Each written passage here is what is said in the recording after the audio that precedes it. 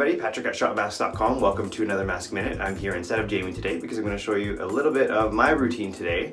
I actually woke up with a little pimple on the side of my forehead, so I'm going to show you how I'm going to deal with that. In a previous Mask Minute, Jamie talked to you about different ways that you can use to treat it. But what if you need to treat it and cover it up because you need to get on with your day and you don't want it to draw attention to it? So one of the ways you can do that is with the Evolution Man Conceal Treat. So that looks like this. It's just a little concealer stick. Has salicylic acid in it, so it's going to actually help to treat it as well as cover it up. It comes in a medium color and a light color. So I'm using the medium, and the pimple that I'm talking about is right there. Going to use a little bit of this. Looks like you can notice it there, but I'm going to blend it right in. And then the redness is gone away and I can move on with the rest of my day. So it's a really cool product. We sell a lot of it.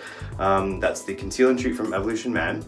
Another cool product that I wanted to show you is the, kind of along the same lines as what we're talking about today, is the Alchemist Tinted Hydra-Repair Day Cream. So this is like a bronzer and a moisturizer in one. Looks like this.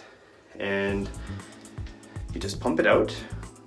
It looks kind of darker than you think. I mean, it looks like it's going to be darker on your skin than it is, but it actually blends in really nicely, and it's going to even out your skin tone.